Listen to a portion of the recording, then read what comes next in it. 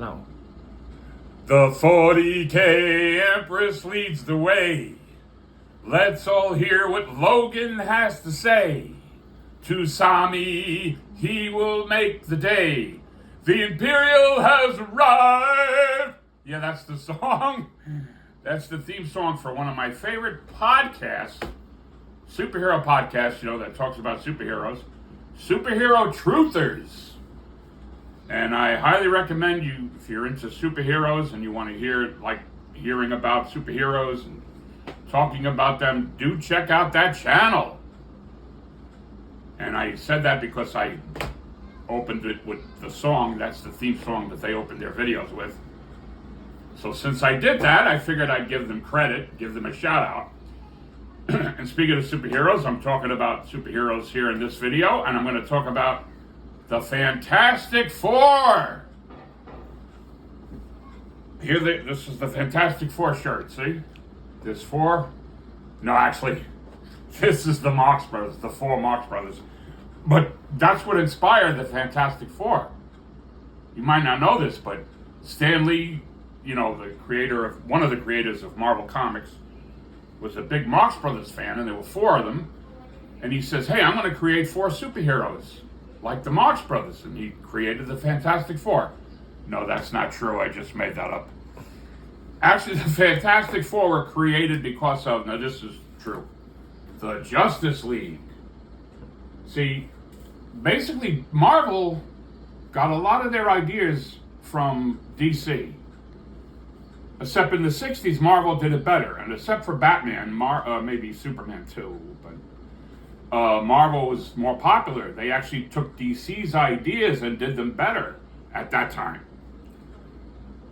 So yeah, the Justice League was selling so well for DC that the head of Marvel said to Stan Lee, he said, hey, I want to, we should create a group of superheroes like DC has the Justice League, because it's selling well, and we want a group of superheroes that'll sell well. So Stan Lee came up with the Fantastic Four, not the Avengers. The Avengers came later. The Fantastic Four, they were one of the first, I think, really first superheroes that made Marvel, made Marvel famous, put Marvel on the map, was the Fantastic Four. I think they were before the Hulk, before Spider-Man. They were like the first Marvel superheroes. And the new Fantastic Four movie that just came out, I liked it. I thought it was good. It was entertaining. Some people didn't like it. Some fans, Fantastic Four fans. Some did. I liked it. I thought it was a lot of fun. But my favorite Fantastic Four movie was the first one. Well, actually, not the first one. There was a Roger Corman one, a low-budget one before that. But the first, big budget movie with Michael Chiklis as the Thing, this is still my favorite. And then to a lesser degree, the sequel with the Silver Surfer. Of course, in this one, the Silver Surfer was a female. They gender swapped. I'll get to that. And then I even like the other Fantastic Four movie that a lot of people don't like. And in that one, the only problem I had with that one was, okay, Sue Storm, like I said, this Michael Chiklis played the Thing. I forget who played Sue Storm, but her brother, the Human Torch, was played by Chris Evans before he became Captain America. He was the Human Torch. I don't know if you knew that. And then he wound up being Captain America. And then, of course, there's Reed Richards. Now, the thing is, Sue Storm and Johnny Storm are brother and sister. And in that other one, that newer one, or the last one before the new one, they made Johnny Storm black. I mean, Sue Storm is a blonde, blue-eyed girl. It's supposed to be her brother, and he's black? What the hell are you doing? You see, they get out of hand with that nonsense. I mean, they made it work. It didn't bother me in the movie. The movie, I thought, was still good. But look, don't race and gender swap. These are well-established characters. If you want to make more females, more blacks, that's fine. But create new characters. Don't take these old characters and, all of a sudden the white guy's black and a male is a female. No, it's like me. I go to bed. I don't wake up the next day and all of a sudden I'm black. I wouldn't be Vic. I wouldn't be Vic Martino. I'd be another guy because I'm not black. If I woke up a woman, then it's not Vic Martino. So you're taking the character. That's not the character. Johnny Storm isn't black. Although, like I said, they made it work. I liked that movie. But that was a little, it was like, I even have a black friend of mine say, oh, that's ridiculous, man. Johnny Storm is not supposed to be a brother. No, he's not. He should have been well, anyway, they like race swapping. The worst case scenario is with Jimmy Olsen. I mean, they're so intent on making Jimmy Olsen black. And the worst case scenario is that Supergirl show, which I liked, but I was only able to watch 2 seasons. I heard it wasn't good after the 2 seasons, so I'm not missing anything. The one with Melissa Benet, whatever her name is, the Supergirl. They had that black actor as Jimmy Olsen. Now, number one, not just because he's black. If you're going to make Jimmy Olsen black, at least cast a black actor that's a Jimmy Olsen type. This guy was way too tall. All right, he looked like he should have been playing, football or basketball. He wasn't a Jimmy Olsen type.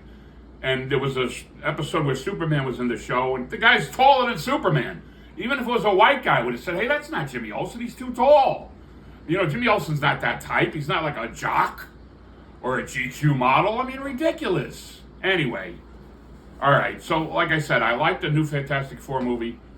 The original one with Michael Chiklis and Chris Evans was my favorite.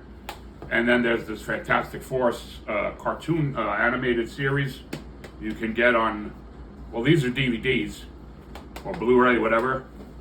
And that's what I wanted to say about the Fantastic Four. So that's my take on the Fantastic Four movie so far. And, they're one of my favorite superheroes. When I was a kid, the comic books, when they first came out, it was, wow, these are cool. These, you had the guy who stretched, the woman turns invisible, the other guy turns to fire, this guy becomes like a monster, kind of like the Hulk. As a matter of fact, I think after the Fantastic Four, they created the Hulk, and then it was Spider-Man. I think those are the first 3 there for Marvel. Actually, Marvel used to be Timely Comics, and the first one really was Captain America during World War II in the 40s. And the Human Torch, but it was a different Human Torch. It wasn't Johnny Storm. And the Submariner. Oh, now speaking of the Submariner, for some reason they can't use the name Submariner anymore. But he's Prince Namor. They call him Namor. Or Namor. They did in the Black Panther movie. That was awful. They totally screwed up the Submariner Prince Namor character. They acted as nothing like Prince Namor, not the way Prince Namor should have been. Actually, DC's Aquaman movies, that's the way Prince Namor should have been. I guess they stole, they already took the Submariner idea and did it with Aquaman. But the Submariner in that Black Panther movie was awful. He gets beat in a fight by the girl, the female Black Panther. No, Submariner's a badass. And he's not supposed to be Latino. Again, gender swapping, race swapping. He's a guy from the water. He's not Spanish or black or white. He's no nationality. He's supposed to be a guy, Atlantean, whatever. And he's supposed to be a real strong guy, kicking people's asses. And they made him kind of wimpy. And if I was a Latino, I'd be insulted. Like, why are you making the Submariner Latino and you make him like a pussy? No! He's supposed to be a badass. He always was beating up guys on the land. He used to beat up the superheroes. He tore Iron Man's, in a comic book, the iron off Iron Man. He beat him up so bad. Submariner is not what he is in that movie. Like I said, he's kind of should have been, he should be like the way Aquaman is in the movies now. Or the way, what's his name, Jason Momoa played Aquaman. That's how Submariner should have been. But they already screwed up the Submariner, so I don't know what they're going to do with him. That's a character I always liked. I don't like the way he is in the movies. But anyway, I got off the subject. I was talking about Fantastic Four. So far, I think all the Fantastic Four movies were good. Even that low-budget one with Roger Corman. That was kind of fun. So there you go. That's my take on the Fantastic Four movies. And let's hope the next one is going to be even better, because I know they're going to make another one. And the Fantastic Four are going to be in the Avengers Doomsday. So we'll see what happens from here on in. And keep reading Fantastic Four comics. And I'll see you next time.